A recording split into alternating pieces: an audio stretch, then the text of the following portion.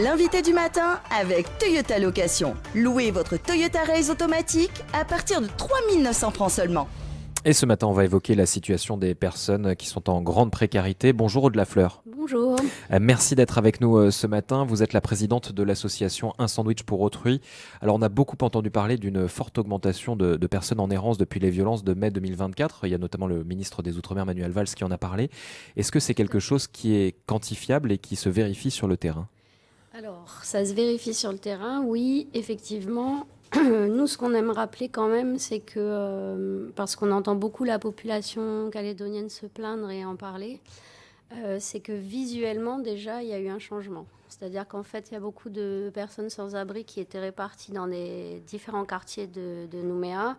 Et suite aux émeutes, ces gens sont venus, entre guillemets, se protéger, et notamment au centre-ville. Ce qui fait qu'il y a quand même beaucoup de gens qui étaient déjà dans la rue, à la base, depuis très longtemps, et qui se sont rassemblés. Donc visuellement, il y a quelque chose qui est différent, c'est-à-dire qu'on a vraiment l'impression qu'il y en a beaucoup plus. Alors qu'en fait, il n'y en a pas beaucoup plus, il y en a plus, notamment chez les femmes, mais il y a quand même des gens qui sont là depuis toujours.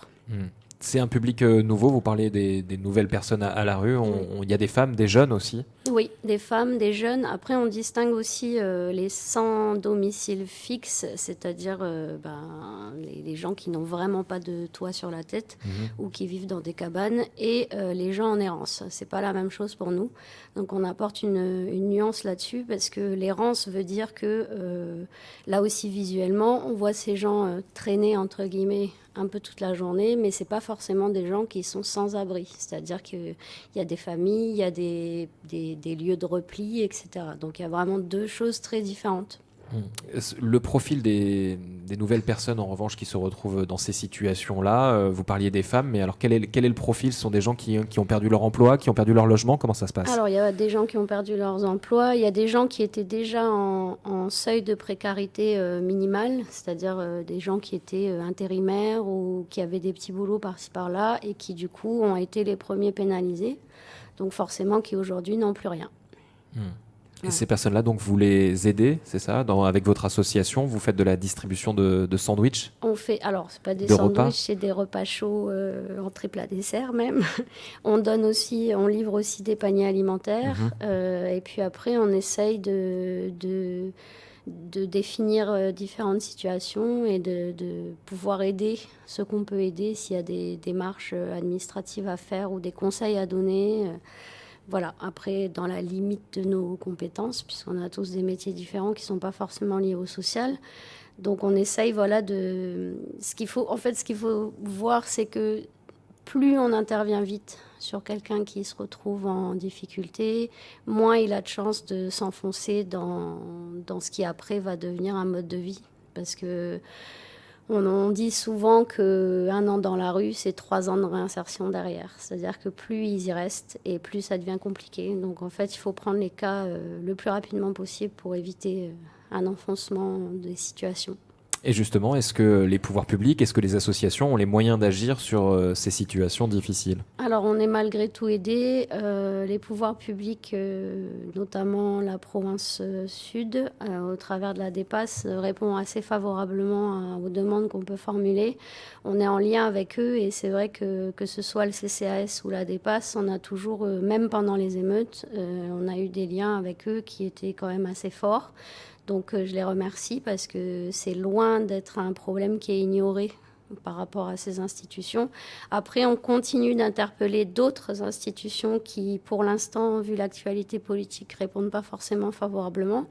Mais on a bon espoir qu'un jour, on soit reçu, donc au niveau de l'État, au niveau du Sénat coutumier, au niveau d'autres provinces aussi, puisque tous les gens qui sont dans la rue ne sont pas des ressortissants forcément de la province sud, et le gouvernement aussi, parce que voilà, donc on n'arrête pas, on continue, on martèle, on envoie des courriers, on a des contacts, et c'est ça notre quotidien en fait. Qu'est-ce qu'il manque aujourd'hui ? Il faut des structures d'accueil, il faut des voies de réinsertion. Sur quoi vous militez ? Et on milite beaucoup sur des foyers parce qu'il y a très peu de place. Et je répète, la condition féminine est très très problématique dans la rue. Donc il y a très peu de place.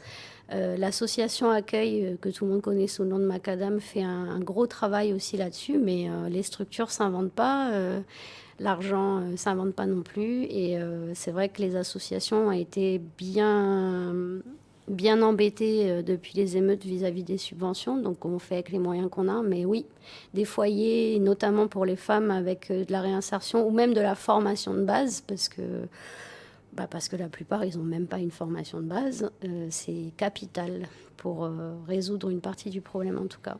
Vous parliez de la condition féminine. Est-ce que les femmes qui sont à la rue sont davantage en danger que les hommes? Elles sont clairement beaucoup plus en danger que les hommes, oui. Elles sont en situation de grande faiblesse, de grandes difficultés. Il y a aussi toute la partie qu'on n'a pas encore abordée, mais médicale, parce qu'il y a beaucoup de gens dans la rue qui ont des problèmes qui relèvent de la psychiatrie ou en tout cas de soins très spécifiques. Et les femmes sont très concernées par ça aussi. Mais oui, elles sont clairement plus en danger que les hommes. Quels moyens vous avez en tant qu'association quand vous rencontrez des personnes en difficulté justement pour les aiguiller? Vous parlez de problèmes psychiatriques, vous parlez de problèmes de sécurité. Finalement, c'est très large les actions qu'il faut mener auprès de ce public-là. C'est ça. En fait, j'ai envie de vous dire qu'un cas égale une situation, donc on s'adapte à chaque fois. Après, sur la santé, on n'a pas vraiment de marge de manœuvre parce que déjà, il y a le secret médical. Il y a aussi la suppression de l'aide médicale qui a pénalisé pas mal de gens dans la rue. Et on a surtout des actions possibles vis-à-vis de la police, vis-à-vis de la direction de l'aide au logement, de l'emploi. Enfin voilà, c'est plus institutionnel, mais après c'est vrai que ces derniers temps on fait surtout de l'alimentaire parce qu'on sait bien que la situation de la Calédonie elle est compliquée, donc c'est difficile aussi. Enfin, ces gens-là sont loin d'être prioritaires vis-à-vis des institutions, c'est sûr. Vous parliez de l'aide alimentaire. Vous avez d'ailleurs augmenté le nombre de distributions et on va dire même considérablement au cours des derniers mois. Oui, on était à une distribution semaine avant 2024 et on est à 4 distributions mardi, vendredi, samedi, dimanche, sachant que Macadam, donc l'accueil, fait aussi des distributions de denrées de base les autres jours de la semaine. Donc les besoins ont considérablement augmenté. Oui, et on est passé surtout d'une 50aine de bénéficiaires là on est presque à 80 par journée, en sachant qu'ils représentent qu'une toute petite portion de la population des sans-abri, puisqu'on a des chiffres qui aujourd'hui sont approximatifs, mais on est autour de 600 sans-abri sur la zone de Nouméa-Grand Nouméa. Alors, au-delà peut-être de l'augmentation du nombre de sans-abri, est-ce que les Calédoniens sont aussi généreux qu'avant ou est-ce qu'il y a aujourd'hui des réticences à donner à des personnes sans-abri eu égard à ce qui s'est passé en 2024 ? Alors, il y en a eu au départ. Après, on sait comment ça se passe. Il y a toujours une partie de la population qui est réticente. On ne peut pas adhérer à toutes les causes. Mais la Calédonie, c'est un pays de solidarité, c'est un pays de communauté et malgré tout ce qu'on peut en dire, oui, les Calédoniens sont solidaires et sont généreux. Et ça, vous le ressentez, vous, au niveau de votre association ? Oui, on le ressent, on l'a toujours ressenti et même s'il n'y a pas d'acte concret, parce que il y a beaucoup de gens en difficulté, même si ce n'est pas des gens sans abri, les gens donnent ou apportent des paroles ou viennent, tout simplement viennent. C'est-à-dire que c'est pas juste distribuer de la nourriture, c'est aussi partager des moments et se rendre compte des réalités de terrain et peut-être casser un peu les stéréotypes. Et ça, on a. C'est-à-dire que des gens qui n'ont pas forcément quelque chose à donner de financier ou d'alimentaire, mais qui apportent leur présence, leur temps, leur soutien, qui viennent voir et qui prennent conscience du pays dans lequel ils vivent, je pense. Vous parlez de casser les stéréotypes, c'est quoi? C'est l'image que les gens ont sur les personnes... Oui, l'image que les gens ont des SDF, c'est pas la plus belle des images, on est d'accord. Après, si les SDF avaient été à l'origine des émeutes, ça se saurait. Faut pas non plus mettre tout le monde dans le même panier. Il y a des problèmes dans la rue, c'est pas tous des anges non plus, on se ment pas. La mairie de Nouméa a notamment réorganisé sa police municipale pour faire face à la mendicité agressive. Tout à fait. On a participé au groupe de travail avec toutes les polices, Madame le commissaire, les membres de la DEPAS, du CCAS, de l'État, enfin il y a un peu tout le monde. Oui, pour essayer de rétablir une forme de sécurité au centre-ville. Après, comme je le disais, la plupart quand même, je sais que les gens ne voient pas ça comme ça, mais la plupart des SDF ne sont pas des gens dangereux. La plupart sont là depuis très longtemps, mais bien sûr qu'il y a une petite proportion d'entre eux qui est alcoolisée, qui peut être éventuellement brutal, violent, etc. Mais ça, ça représente une société finalement à petite échelle. Donc oui, il y a de tout. Après, il ne faut pas faire d'amalgame, c'est important, parce qu'il y a des gens qui sont en demande d'une vraie aide. Et finalement, ces gens-là, on les met de côté sous prétexte que la population qu'ils représentent ne trouve pas de faveur auprès de la population. Donc nous, on insiste là-dessus. C'est comme dans n'importe quelle société. Il y a du bon, il y a du mauvais, on ne peut pas être d'accord avec tout le monde où il y a des comportements à risque, mais c'est comme ça. Et chez eux, c'est la même chose. Tous les SDF ne sont pas des bandits, des alcooliques et des sauvages. Est-ce qu'il y a eu des cas de difficultés rencontrées dans la rue qui sont peut-être un peu significatifs de ce qui s'est passé au cours des derniers mois, peut-être des profils qui vous reviennent et qui illustrent parfaitement ce qui s'est passé au cours des derniers mois? On a beaucoup entendu parler de familles notamment qui se sont retrouvées à la rue. Oui. Est-ce qu'il y a des profils comme ça, type Oui, il y en a de plus en plus de familles en difficulté, des gens qui... C'est ce que je vous disais, il y a des gens qui ont des cabanes ou des domiciles. Là, on voit quand même quelques familles avec des enfants. Quand je dis cabane, je ne parle pas de squat, je parle vraiment de cabane. Oui, il y en a de plus en plus. Les familles avec enfants, c'est quelque chose qu'on voyait très peu avant, pour ne pas dire pas du tout. On les voyait très peu. C'était plus une forme d'opportunisme. Quand on était en distribution, les gens s'approchaient, venaient voir, on partageait aussi avec eux. Là, la demande, elle est réelle, c'est-à-dire qu'ils viennent pour manger. C'est des gens qui font pas 3 repas par jour et qui n'ont pas 3 repas par jour à donner à leurs enfants, clairement.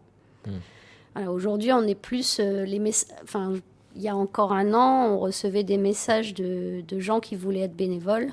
Aujourd'hui, il y a 90% des messages qu'on reçoit qui sont des appels à l'aide. Voilà.